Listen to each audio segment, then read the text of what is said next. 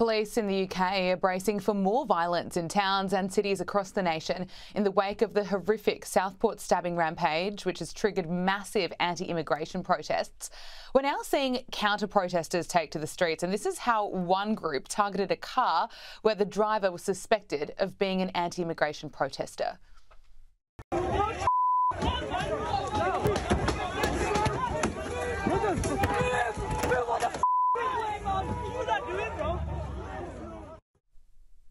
Let's bring in geopolitics and finance expert Roger Gewolb. Roger, thank you for joining us on Power Hour. You're in London at the moment.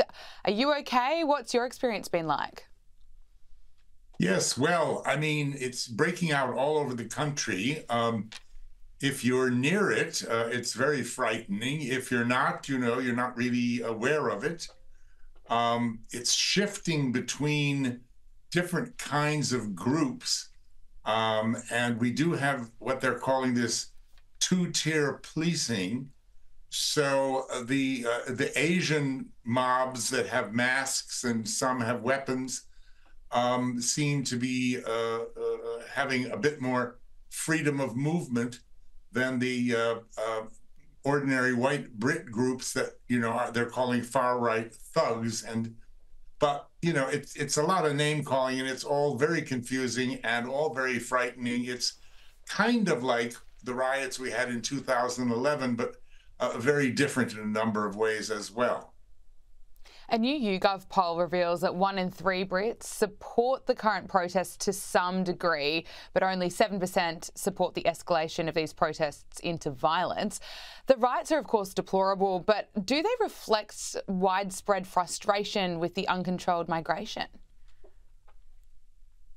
I think it's more than that, Gabriella. I think it's really the underlying cause is 14 years of the Tory elite, the posh boys, if you will, that really didn't take their electorate seriously, didn't really listen to them, failed on all of their promises, gaslit everybody during that process to how well they were doing, how hard they were working for us, and what great results they were getting when any fool could see that they weren't delivering what they had promised and that the country was going to the dogs. And when that was followed by 3 weeks of labor, pretty much showing that it's not going to be much different, in fact, probably worse, by also going off on a really serious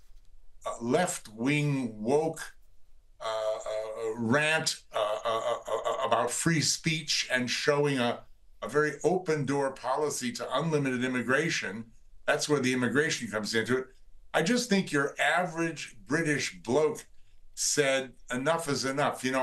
I love this country because it's so tolerant. We have the greatest eccentrics in the world here. You can live with your eccentricities in Britain and people just let you get on with it, and they're even quite amused. But when the Brits have had enough and they blow, there's no going back, and that's what's happening now.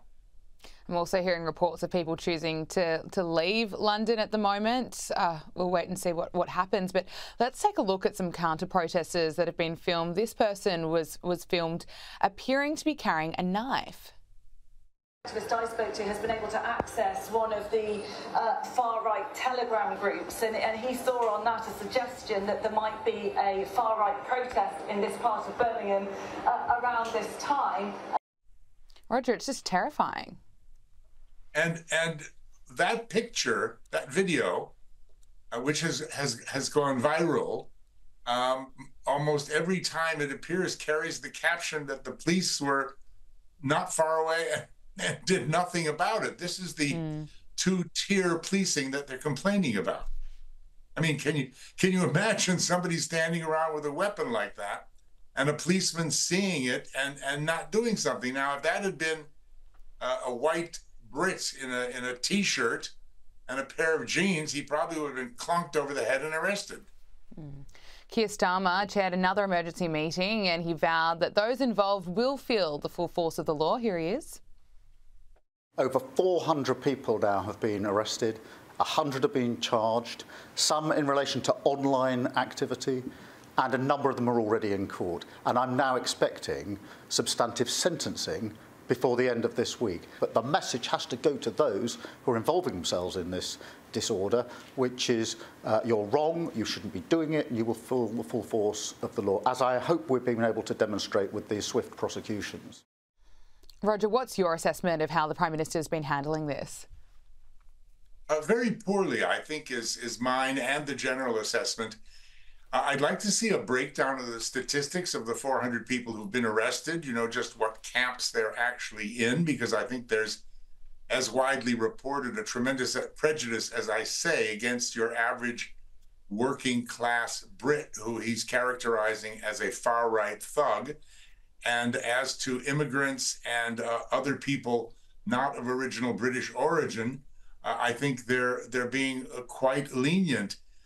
He's also starting to make noises that are very threatening about free speech, it seems.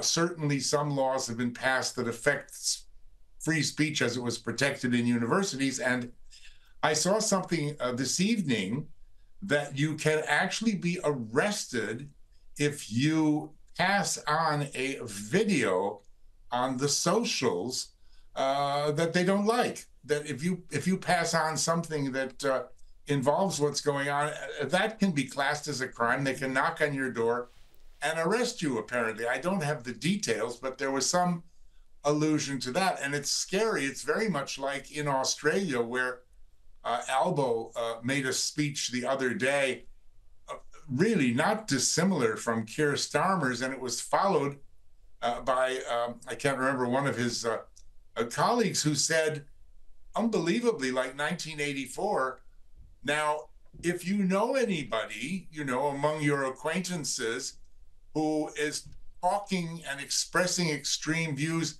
please call this national security hotline number. I mean, it was unbelievable. So both places are it looks like they're cramping down on free speech. Okay, I'll look into those reports that you're referring to. Let's talk about Nigel Farage, because he's had to ramp up his security after being blamed for the violent riots. Here he is. Personally, I have to say I'm pretty disgusted by comments made by people like Andy McDonald from the Labour Party, Anna Soubry, former Conservative MP, broadcasters like James O'Brien on LBC, calling these Farage's riots. People saying, actually, I've been orchestrating, organising, encouraging the riots. Well, nothing could be further from the truth. And because of that level of incitement to hatred against me, I've had to have a very significant change in my security situation over the course of the weekend. Roger, it is so concerning. Where do you see this going? I think there's two things involved with Nigel Farage, Gabriella. I mean, first of all, it's very convenient for his political opponents to be able to attack the success that the Reform Party is having with the electorate by conflating them with what's going on out in the streets. And because they are opposed to unlimited illegal immigration, claiming that they are the cause of these riots. Put the two and two together, it's kind of like proving that you don't, you don't beat your partner, or whatever that old saw is. And then, of course, the other thing, there are a lot of people that don't like Nigel because he is very confrontational and controversial. And again, this is a good excuse to attack him for that. But I don't think many people can point to much direct evidence of anything that Nigel or Reform has done that have caused these riots, other than to be against, illegal immigration. But, so are most of the people in the streets, it would seem. I want to talk to you about the stock market, because stock markets and asset values are crashing around the world. You've written for skynews.com.au about the three entirely different and distinct factors that led to more than $100 billion worth of stock being wiped off the ASX in just a couple of days. What's your summary of what led to this? Yes, well, I mean, it was a kind of a triple witching thing, Gabriella. Three things actually happened. The one that really set it off, and the biggest, was in Japan. There have been a lot of explanations about this containing a lot of economists' gobbledygook. Let me try to simplify it if I can. I mean, basically, the Japanese currency, the yen, has been very, very cheap for an incredibly long time. You could borrow it for next to nothing. In fact, Japanese interest rates were so low that they had negative interest, meaning that if you deposited money in a Japanese bank, you paid them to hold it for you. That's negative interest. So when you borrowed it, the interest rate was minuscule. It was almost nothing. Now, a lot of people, many trillions of dollars worth of people, or trillions of Aussie dollars or pounds sterling, whatever, borrowed yen in order to buy assets of every kind all over the planet, which is not the greatest investment strategy because you can't really hedge and protect yourself completely. So you're taking the risk. You're borrowing in one currency and you got to assets in another currency. And then, of course, what happened is called the Japanese yen carry trade. Those trillions and trillions upon trillions of dollars became exposed when Japan recently started to raise its interest rates. And that led to what are known as margin calls, where the bank or the other lender that made you the loan says, hey, Gabriella, we lent you 70% or 50%, like a mortgage, of the value of this thing, but now we're lending more than that because with the extra interest you've got to pay, the overall loan is more expensive, so please give us some cash. Now, what happens when there are margin calls is usually a whole lot of lenders say, well, to hell with this, and they dump the assets and pay off the loan immediately. That's what happened, and there was a giant sell-off, and Japan suffered the worst fall in 37 years.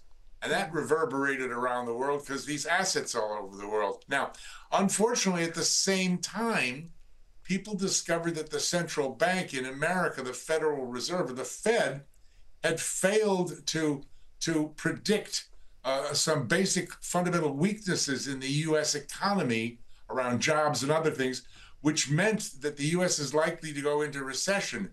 That scared the you-know-what's out of investors even more, and they started to dump stocks there. That then caused a panic. And then the third thing was that some genius somewhere decided that all the companies that have invested gazillions in artificial intelligence overestimated its value. It doesn't actually think for you yet. It's just a data analysis tool. And they decided these companies are going to lose huge amounts of money, so they started dumping them. So those are the three things that happened. A huge amount of dumping of assets, which, of course, if you've got 10 houses on a street and you sell them all at once, the value falls of all of them. And that's what's happened here. That's what caused the crash. I predict it will reverse itself pretty quickly, and, we'll be back in calm waters. Okay, well, let's talk about the US election. Kamala Harris has selected her running mate, Minnesota Governor Tim Walz. He's been described as being further to the left than Kamala Harris. What do you make of her choice? Yeah, I mean, it's hard to do that, but yeah, he is.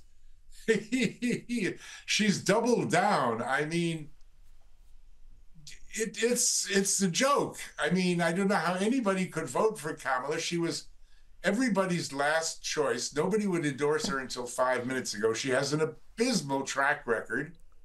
She doesn't speak very well. I'm not sure her thinking process is all that good. She's nice to look at and she's funny sometimes. But, she's not presidential, and she's so left. And the things that she's done are so left and so woke and so exactly what America does not need right now. And then she goes and doubles down and picks this guy, which strategically is so stupid. Now, had she picked Josh Shapiro, the governor of Pennsylvania, who's very popular and would have probably won her Pennsylvania, which is, kind of sort of the state on which this election depends. Absolutely. If she had Pennsylvania, she didn't pick him, they say, because he's Jewish, and the squad, those 4 ladies, some from Somalia and elsewhere, in Congress, who are very anti-Israel and anti a lot of other things, are pretty much running what I call the new Democrats these days. And they said, no, Josh, no Jew. And so she picked him. And I think she's probably lost the election as a result of picking somebody so far left with a track record of his own, which is probably not even as good as hers, which isn't very good. And at the moment, Kamala Harris is just refusing to give interviews. Meanwhile, Elon Musk is set to interview Donald Trump on Monday. What can we expect from that? May I just go back and add one thing about Kamala that I forgot to say, which is that I think the reason that Joe Biden is still president until January, which is, of all the insane things going on in the world, and there sure are a lot of them at the moment, for him to remain a man who is not fit to run for public office, to be running the free world for 6 months from now until January, I think the reason for that is because if he stepped down from the presidency, as well as the candidacy he stepped down from, and Kamala took over, she would probably make a mistake before November, just like picking Waltz, that would cost the Democrats the election. That's why they're keeping Joe in place. Yeah, Elon Musk. I'm sorry, ask me again, please. Yes, so what can we expect? Elon Musk set to interview Donald Trump on Monday. A lot of eyes will be on that one. I think there's a triumvirate of 3, maybe 5 people that are kind of potentially the saviors of all this. I think there's Donald Trump. I think there's Elon Musk, who has to be now, even more than Biden, the most powerful human being on the planet. I mean, Musk could put any country out of business in 5 minutes by repurposing his satellites and knocking out all of theirs. It's incredible. So Donald Trump, Elon Musk, Tucker Carlson, and I would add my friend Douglas Murray, and also Jordan Peterson, 5.